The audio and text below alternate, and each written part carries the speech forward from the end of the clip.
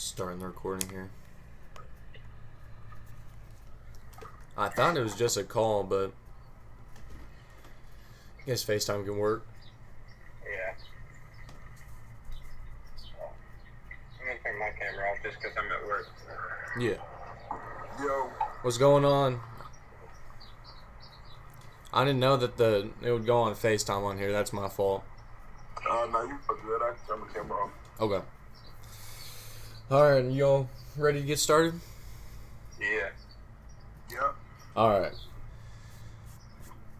I just hit recording on here. So, first question I usually ask my guests on here is their background a little bit for people that don't know too much about the guests. So, Eljay, talk to me about how you got into basketball and how it's going for you today.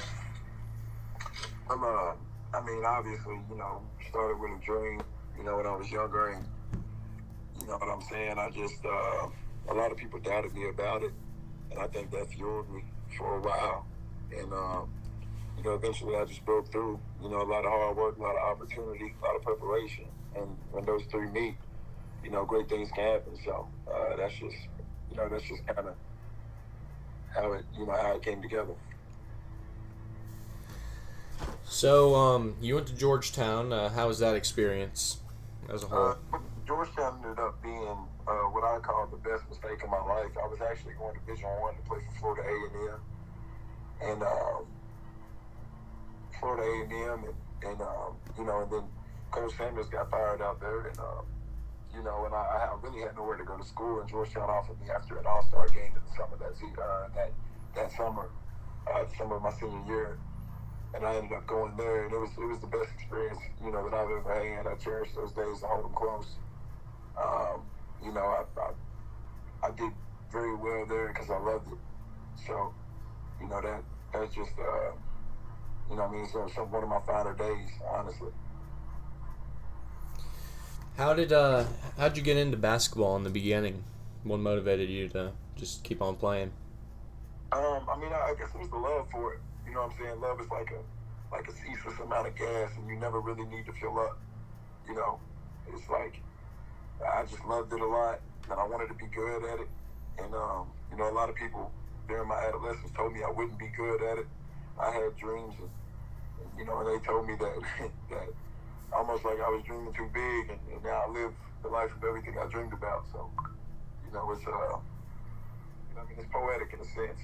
You know what I'm saying? You got to become your own biggest fan, and if you do that, it's easy to continue to improve. Mm-hmm. What athletes did you look up to growing up? It could be other than basketball, but just overall. And I think I looked up to Kevin Durant always, Kobe Bryant always, but I had some local guys, around here that really helped me out. When I was younger, I used to look up to Jordan Cooper. He's my cousin. Devontae Grundy, he's a local guy.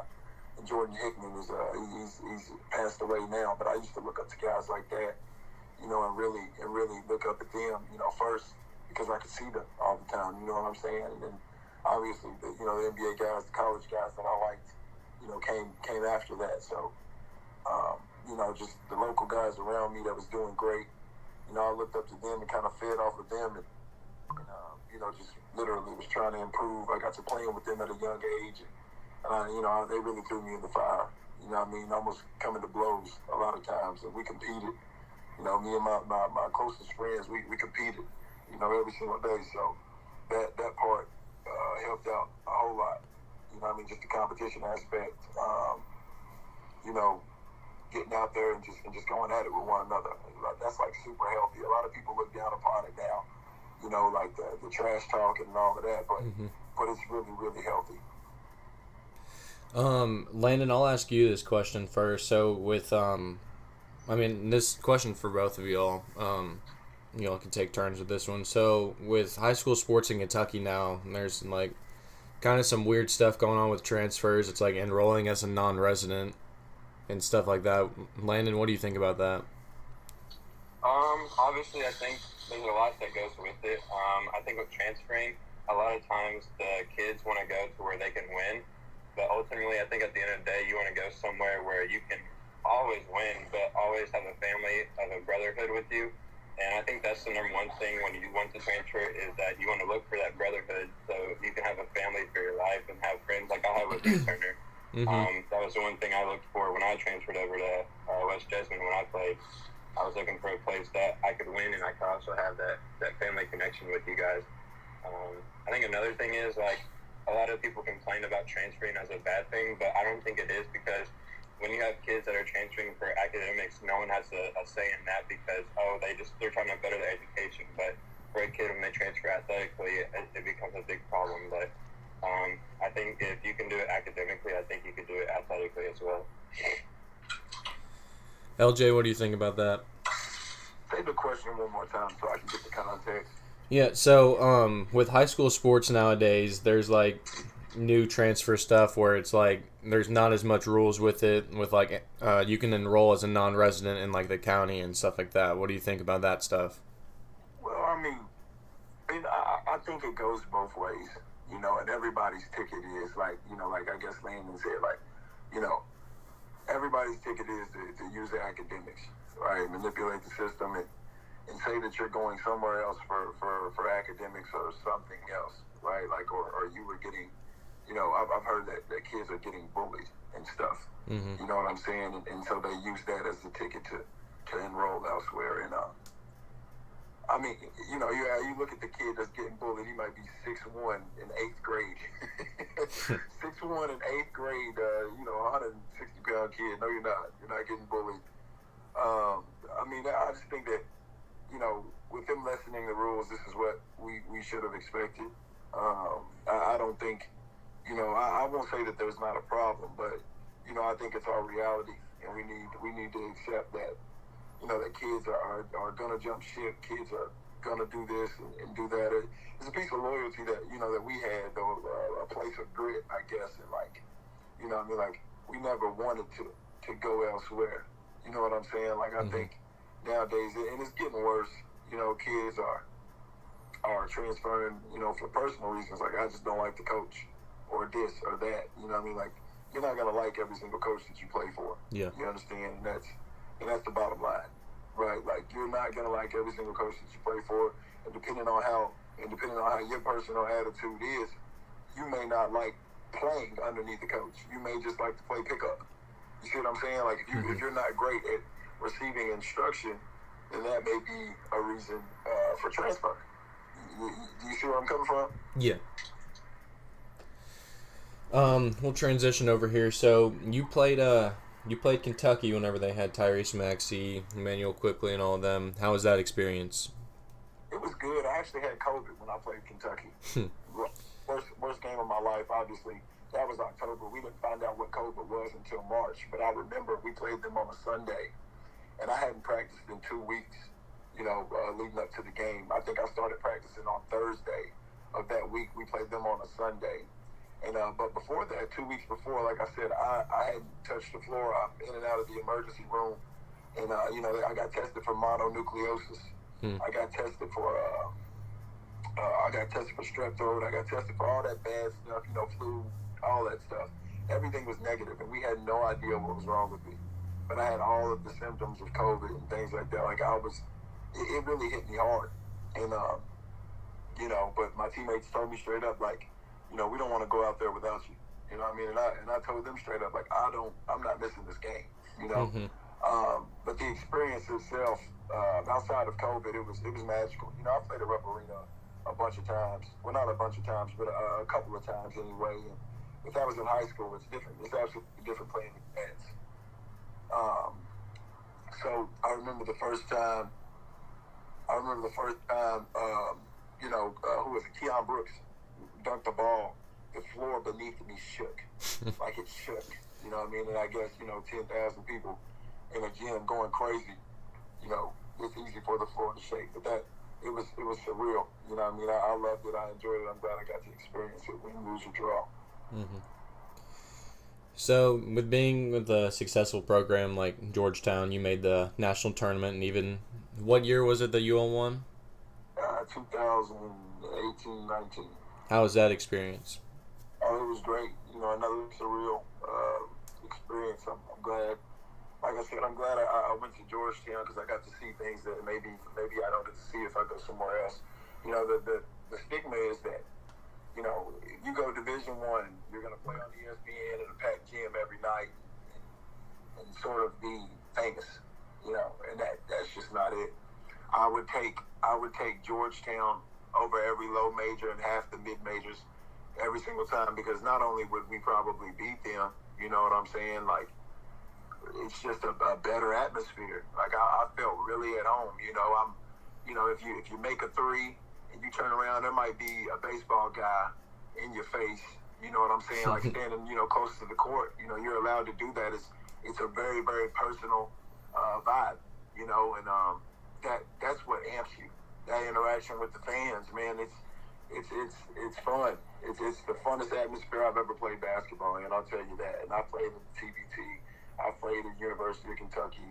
I've played at, you know, all these big places. You know what I'm saying?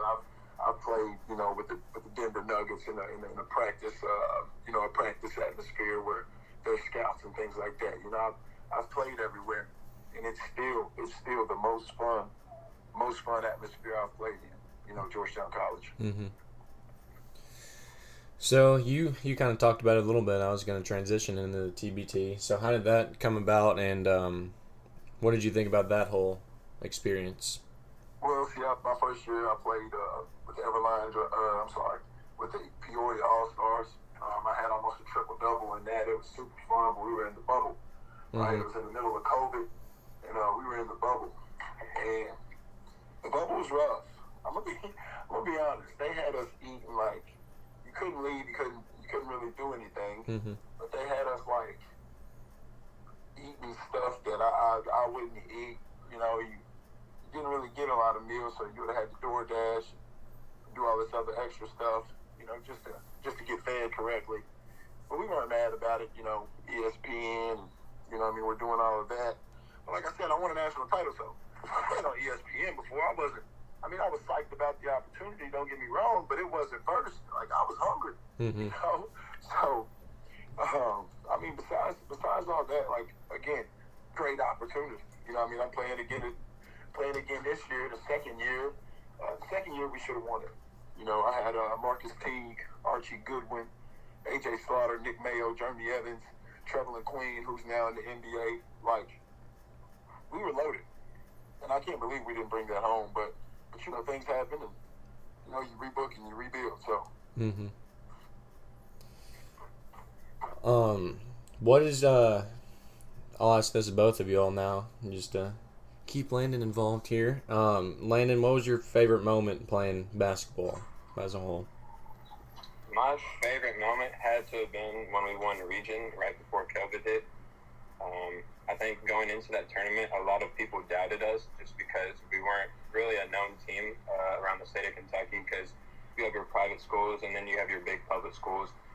So going into that tournament, we kind of just had that our back against the wall kind of thing, and we just took it. We had the underdog. We took it. We ran with it.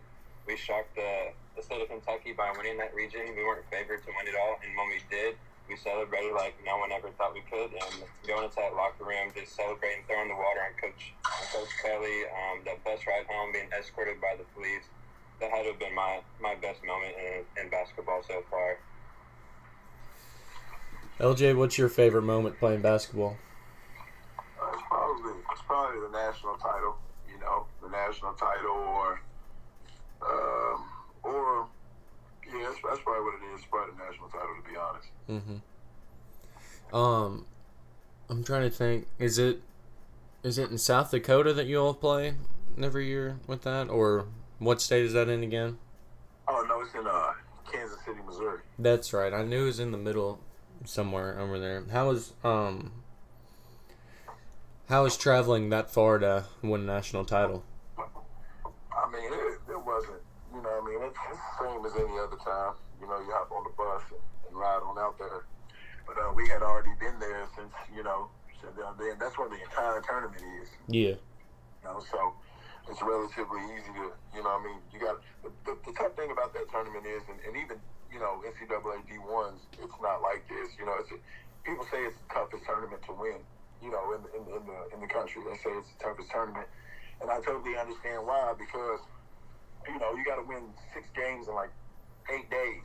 You know what I'm saying? You really do. You got 6 games in like 8 days. So they might, you know, you might play Louisiana State, you feel me, at 7:30 that night and turn around and have to play at noon.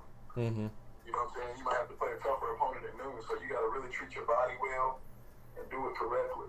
You know what I'm saying? So, I mean, that's the biggest thing, is making sure you're healed and making sure you're focused and being ready for a game-to-game environment, because, you know, it really does get tough.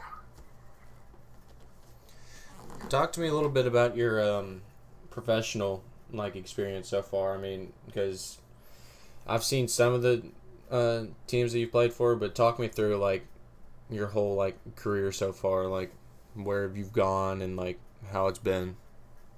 Well, I mean, when I was at the beginning and the first leaving Georgetown College, you know, that was the COVID era, right? So everybody, the entire world stopped, and then, you know, you're waiting, and after that, you know, you sign an agent. So I got contacted by One Motive Sports, Drew Kelso, and One Motive Sports over there. They're a bigger agency now, you know, getting bigger and bigger and growing their family every day.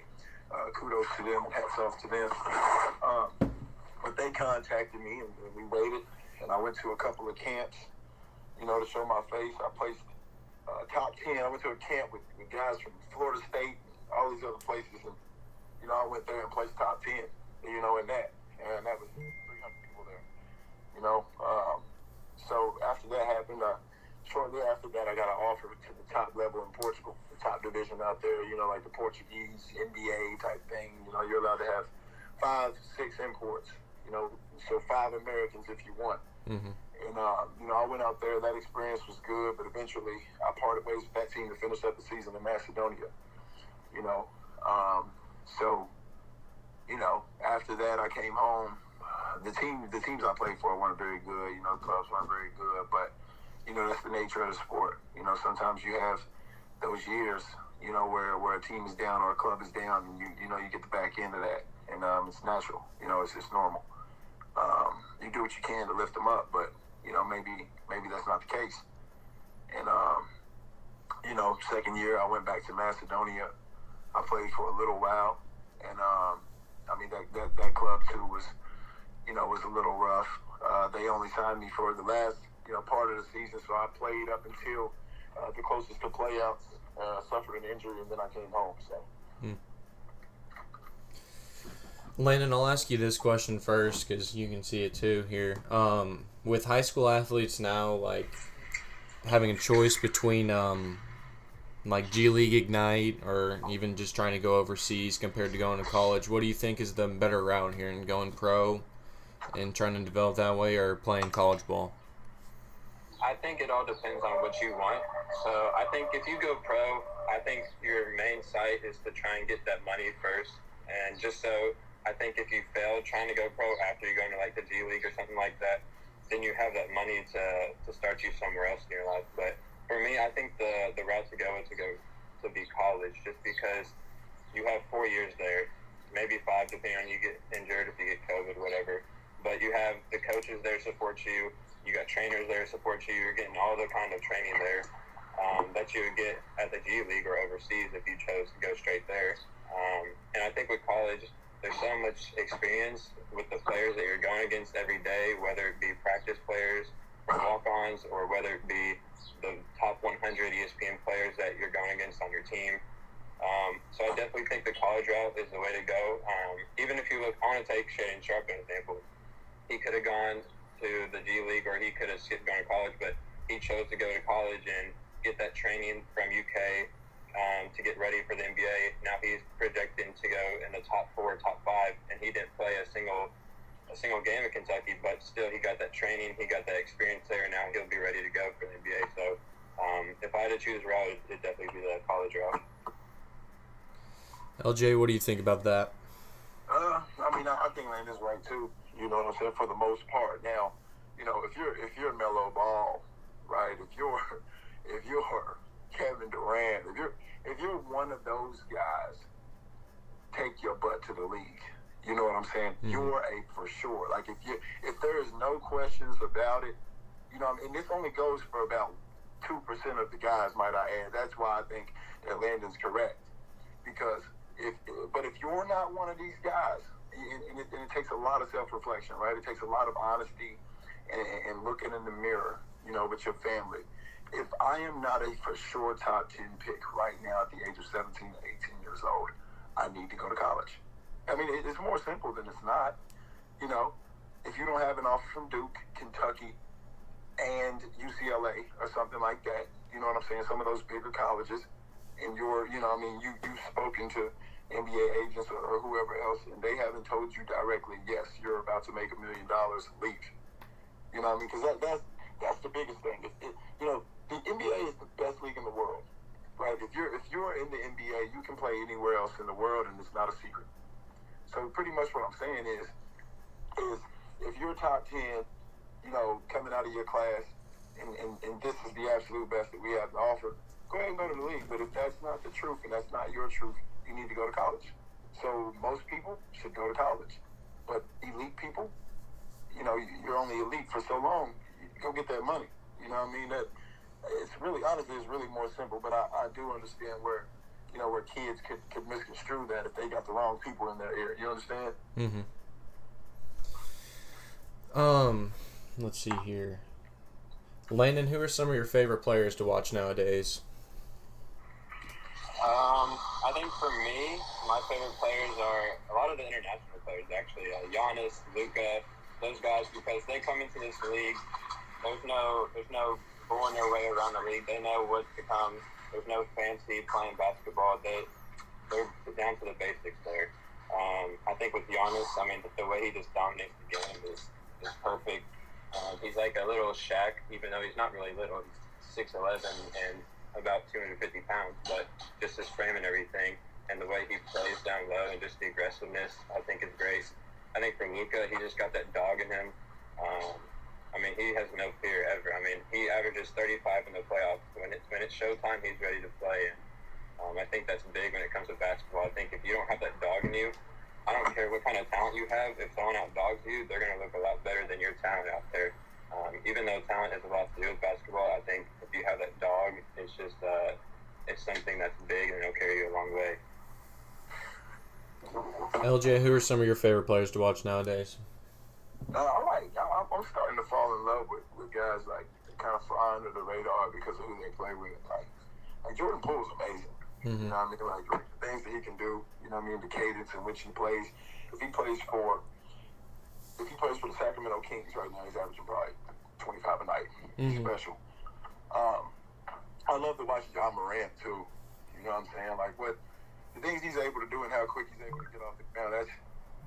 We're not going to see this for a very long time. How long did it take us to see, Derrick Rose for what he was? You know what I'm saying? Like we didn't see a great D Rose until 3-4 years in, and John's already doing what he's doing. So, like I said, I like to watch Steph. You know what I mean? I like to watch Luka plays at a different pace. It's impressive. That's about it outside of Kevin Durant. I've always loved Kevin Durant's game. He's the best player in the world right now. I don't think it's really, even after that performance, he still is, to me. So I think there are about 460 something players in the game, and I know that he can look at every single one of them and say, I can guard you, but you can't guard me, and that's when somebody's just better. Yeah. If we're being honest, he's better. Landon, what's your thoughts on the LeBron Jordan debate over the years? Man, I hate when people ask me this question. I think when it comes down to LeBron and Michael, I think there's a lot of things that you can take in it. Like, for instance, they played in two different time eras. I think when Jordan played, it was a lot more physical. Defense was more prioritized than it is nowadays. Michael played, they played different positions. They played different play style. I think it's hard to compare them. Both great players.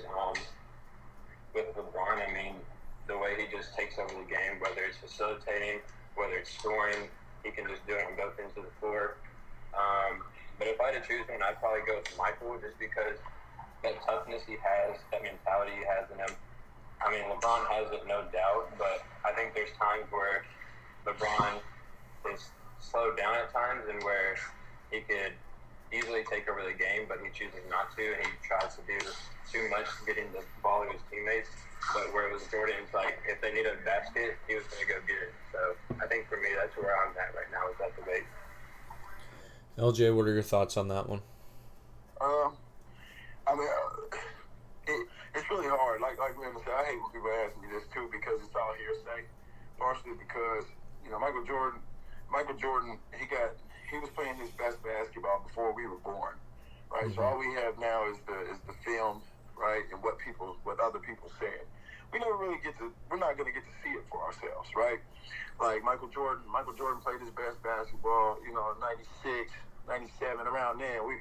That's when I was born, So now all I've got is either old heads telling me what he done and hating on LeBron, or LeBron haters telling me what Jordan done, and they don't really know.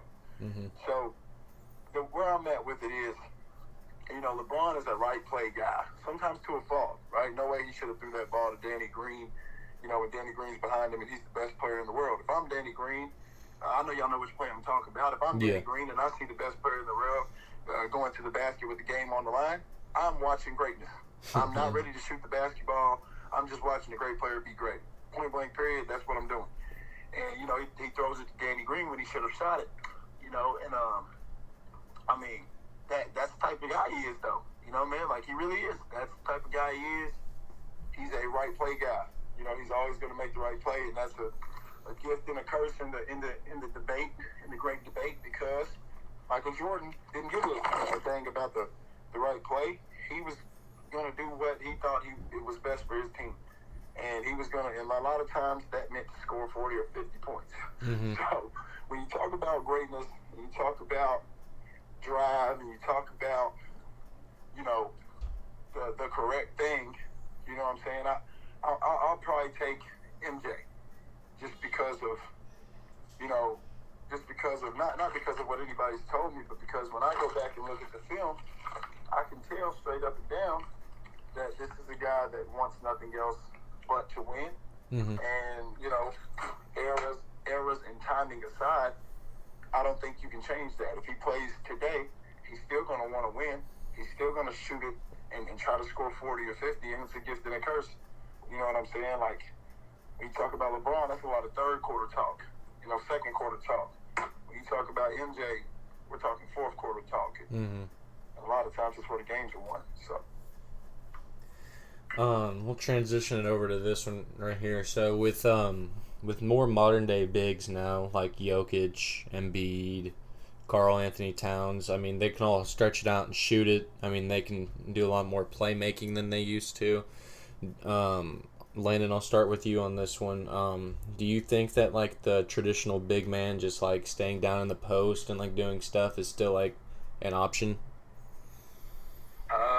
In today's game, it's a lot less of an option. I think it's still an option depending on the type of game that's being played, like situational-wise. But I think as we keep going farther in basketball, it's not going to be a thing. I just think there's too much offense going on and not enough focus on the defensive end, even though, I mean, I hate when people say they don't play defense in NBA because they are. It's just that these guys are the best and the best, and it's hard to stop people when they're the best at what they do. But when it comes to traditional big men, I think you see it a lot more in college basketball, and with those guys, a lot of them tend to go overseas because the game is just transitioning to a more fast-paced game, and those guys just can't keep up, even though, I mean, by the time they're running up and down the court, the ball's being flown. I mean, these guys, once they pass half court, if they're shooting the ball, they're letting it go, and it's just hard for these guys to incorporate themselves in the game down low in the post because it's just their game is too slow compared to what it is right now. And unfortunately, I know how it feels to do that because growing up, I played down there, and I hate seeing it because I love the bully ball down there. I love the contact, and I hate to see that go away from the game. But unfortunately, I do think it's being less likely of an option now. LJ, what do you think about that one? Yeah, I mean, I'll be honest with you, and even like I said, I've played at the NBA level, or at least the G League level. You know what I'm saying? And I know what they want. The game is only right now It's only about defending threes and making threes. If we're being honest, it's only about defending threes and making threes. So, the time of the traditional big man is over. Unless there's a time for it. Like Joel Embiid gets on that block sometimes. He starts at the high post and then kind of finds his way to the block and dunks it, right? Like, some of those other guys. But the time of the traditional big man, if you think about it, it's going further out, right? Like Blake Griffin started out dunking on people's heads on a pick and roll. And the further and further it got away from Lob City time, it turned into picking and popping. Like, did y'all notice that? Like, it turned into picking and popping, and everybody was popping. It just, to be quite honest, that time is over. Until we get somebody that is just like Shaq, everybody's gonna be shooting threes. You know what I'm saying? If you roll, it's gonna be, you roll so that they help from the corner, and then you kick it to the corner for the open three. That's all the NBA is about right now. Shooting and making threes and defending them. So, you see guys like Steph Curry standing at 6'3", getting double teamed at half court. Like, he might shoot it. You gotta guard it. So, that's where it's at right now. Landon, do you have a special moment, like watching basketball, that you remember that was like your favorite? I wouldn't say it was special, but I think watching, for me, it would have had to have been, I think everyone knows this one, the 3-1 comeback by the Cavaliers, just because, no one had ever seen it before. It's very rare that it ever happens, and it was just the team that it was going against, It was Steph, Clay, Draymond. I don't think KD was on the team at the time, but, still that team was loaded. It was at their prime. All of them were. They were playing at the best that they were. They were shooting the ball lights out. They were the perennial favorites of the whole league, and then LeBron just took over. Draymond got kicked out in Game 5 and was suspended the next game, but one player shouldn't allow one team to come back 3-1. But I just remember it so much because it's talked about, even now, 5 years later, it's talked about as one of the biggest moments in NBA history, just because, like I said, the team they were going against, and it's one remark on LeBron's legacy that helps him in that MJ LeBron talk like we were talking about earlier. But I just think the teamwork that it took to overcome the greatness of the Warriors at the time, just to overcome all the adversity that they had gone through the year before when they were losing to the Warriors in the finals, and just that chip on their shoulder. And then when they finally won it in Golden State, and just to see the emotion that came out of the team at the time, you could just tell how much hard work they put into that to make it happen. So that's one thing that I remember vividly watching. Eljay, do you have a favorite moment watching the sport, whether in person or on TV? I remember, believe it or not, I don't know why this is so I don't know, driven in my mind. But I remember when, and it's not even really something big, honestly, but do y'all remember when Cat and Tyler Lewis and Willie Cauley-Stein, that group, the platoon group, remember when they lost to Wisconsin? Yeah. That was super eye-opening for me. These guys were the best team in the country. It wasn't even close. If we're going to be honest, it wasn't even close. Like I said, I just remember watching that game and thinking to myself, these guys can't play with them. Sam Decker, he doesn't have a chance, right? Like think about it. Sam Decker is long gone from the NBA. Frank Kaminsky is not, he's not killing it in the NBA right now. These guys were not as good. They just weren't. And on the other team, you got Karl Anthony Towns, you got Devin Booker, you got Ulis, you got Willie Cauley-Stein. All these guys are amongst, the best players in the world right now. Like they're well into the NBA. Devin Booker off the bench too.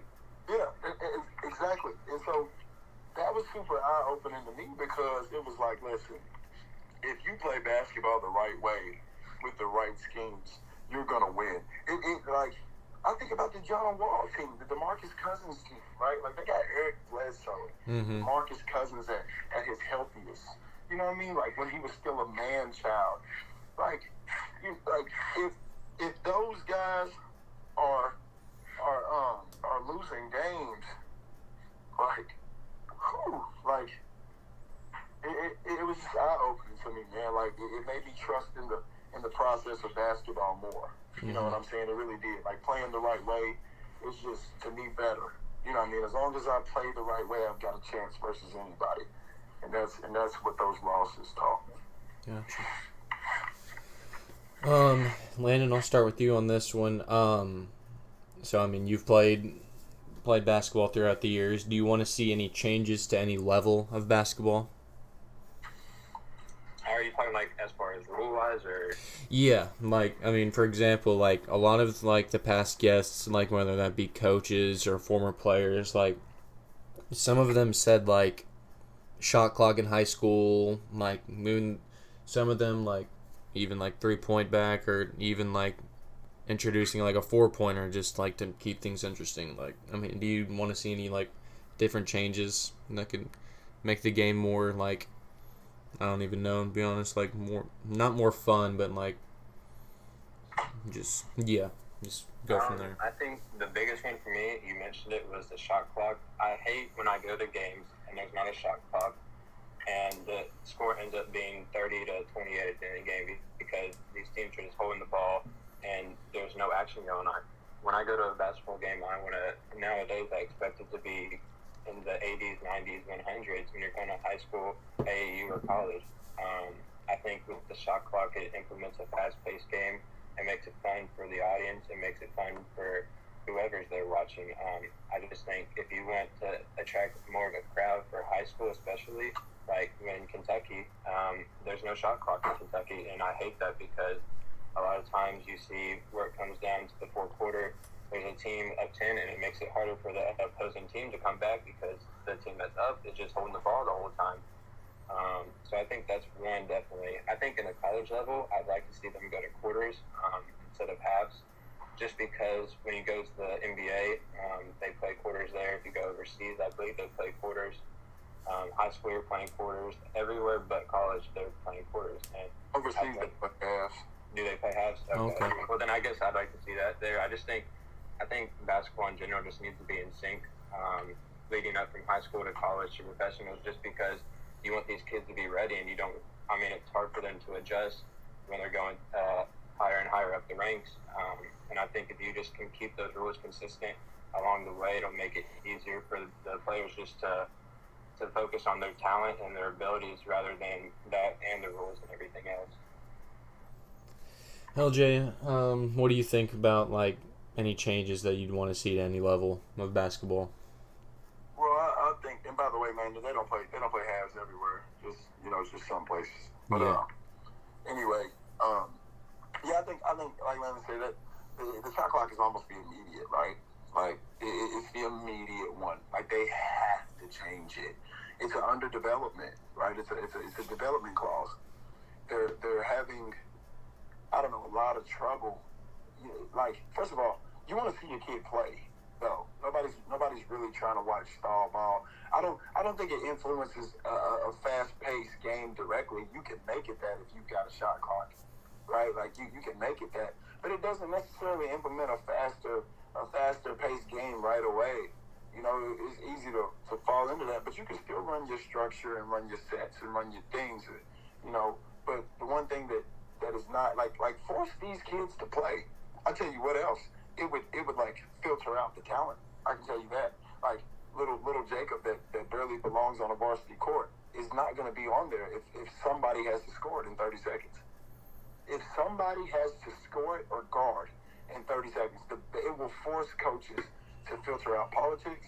It will force coaches to filter out everything that people get upset about. The best players will play if you implement a shot clock right now. There is no stall ball. There is no, I'm going to play Jake over Clyde because Jake is obviously less dynamic, but he'll listen, right? He'll listen because Clyde wants to shoot it fast or whatever else.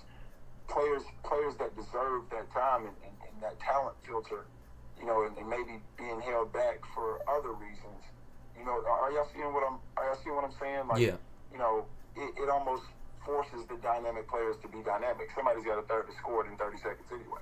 Yeah, because I think what you're trying to say is, like, if there's a limit on the time you have to score, you don't want the guys in there that can't score. You want the guys in there that can score and that can facilitate and that can actually play the game of basketball. Correct. It filters. It's an easy fix. Like, the shot clock is an easy fix for a lot of reasons. Politics, the stall ball type game. You just can't do it. It changes what's a good shot and a bad shot. It formulates and develops and is a bridge to the very next level that kids want to go to anyway. Why do we not have a shot clock in high school if the very next level we're going to play at has a shot clock? Right. It'd be like in elementary school having those kids play with a soccer ball instead of a basketball. You don't get to play with a basketball until you get to middle school. Like, it's silly to not have a shot clock if we have one at every other level that the kids want to go to. It's silly. Mm-hmm. The last segment here, I'll have Landon start here. I mean, it's just like anything that's on your mind or just any advice you want to give to the listener. So just go ahead, whatever you have on your mind. I have a question for Eljay, actually. I think a lot of people nowadays have this vision that, like, D1 is at the top of the ladder and everything else is at the bottom. But I've had a few friends go JUCO or NAI or D3, and they're like, dude, it's a lot harder than I expected. So if you could just kind of, like, explain to people, like, how hard it is to go NAIA compared to D1 and just how similar it is than people think. Well, I mean, I can give you some light about that. I can tell you this. You know, at Georgetown, like I said, we won a national title. We were the best team in the country 2 years running. Between my junior and senior year, I lost 6 games in 2 years. You know, so I'm not saying that to toot my horn. I'm saying that to let you guys understand the foundation of players and talent that we had. Right? We played D1s. We beat D1s. We did that. You know, only team we really lost to for real D1 was EKU and Kentucky. And they, you know, EKU was really good. They had Nick Mayo, who's also more towards the NBA now. Mm-hmm. Makes about probably 200,000 or more in Japan, you know, playing. So I'm just saying, like, D1 high major is in a class of its own. Okay, if you go to Duke, if you go to Kentucky, if you go to North Carolina, you know, yes, you're getting the cream of the crop. You know, pick that over in NAIA every time. You know, depending on what they've got for you. But if you're going to North Carolina State, or, you know, or even one of the higher mid-majors, you know, like, you know, Lehigh, right? Like these are, you know, honest mid-majors, you know, Mercy, Bradley, you know, I don't know, Lipscomb, you know, Belmont, right? Like Murray State. Don't pick those over in NAIA. Look at what they have for you, right? Don't pick those over at JUCO. You got guys like Sean Lewis, who I think Sean Lewis started out at let's see. I think he was playing D1 somewhere. I don't remember. Maybe he was at Bradley. He left Bradley and went to JUCO at Logan, became the best player in JUCO, and then now he's going to Missouri, right? Like a lot of people just have to look at their, and it's really hard too. I'll say it. Like it's hard when you're 17 to 18 years old, like to look at a road and see opportunity, right? Like it's really hard if you've never done it or never seen it. But like, think about Jay Scruggs in his situation, right? Mm-hmm. Went JUCO, right? Could have went anywhere, but went JUCO, and from JUCO left and went directly to the NBA. He wouldn't have been the best player in college basketball at Division I. No, he wouldn't have. But he was the best JUCO guy, and it dang sure worked out. You know, it's just about looking at opportunity. You gotta look at a tree and see a wooden table, see a log cabin, right? See a wooden house built. That's what you gotta see. You know, you gotta see opportunity when you look at these roads. And I know it's hard for 17, 18-year-olds, you know what I'm saying? But I've got friends that play Division I ball, played third and fourth fiddle, Division I ball, that have yet to go pro. And I played in AI, and I've already went pro, you know, two and 3 years in, you know. And these guys are struggling to get jobs because they don't have anything for the overseas people to see on paper. You see, they just don't.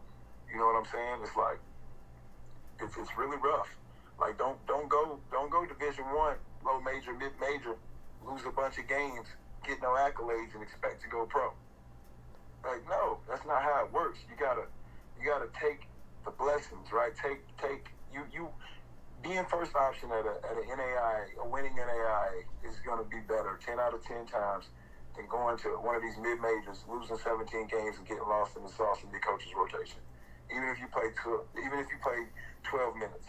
You know, because then it's hard for an NAIA coach to recruit you. I know I'm talking y'all's head off, but I'm trying to give y'all a deeper perception and a deeper volume of what I mean. Like, I've got guys that play D1 that my coach didn't recruit at Georgetown. Like I said, there are guys that played at EKU and NKU and all of these places that my coach never offered. It's just the way that it works sometimes. You know what I'm saying? If you play at NKU or something like that, theoretically, an NAIA coach should mouth should water over you, you know, and that's not the way that it's working anymore. Mm-hmm. You know, and the transfer portal makes things even harder. High school kids aren't even getting recruited. Coaches are recruiting directly from the transfer portal. Mm-hmm. They're recruiting their own players first to come back. They're recruiting from the transfer portal next. They're recruiting JUCO, transfer portal Division I's and Division II's, and then JUCO's after that. You see what I'm saying? And then high school kids are very last. So if you're a high school kid and you get an offer, you need to go. Like, you need to go. You need to go where you can go. And that's what that is. So Landon, do you have any more questions for him? No, I think you answered that one pretty well. I think that's about it for me. Eljay, do you have any last advice or anything on your mind? Nah, man. I feel like I've told the whole story today. All right. I'm all out of questions too on here, so I'll wrap this up. I appreciate both of y'all coming on here. I feel like this was one of my best ones so far. I mean, I appreciate y'all coming on. All right, man. I'll talk to y'all soon. If y'all ever need anything, just reach out. Appreciate it. Thank you, guys. All right. I'll see y'all. All right, that's the end of the podcast episode.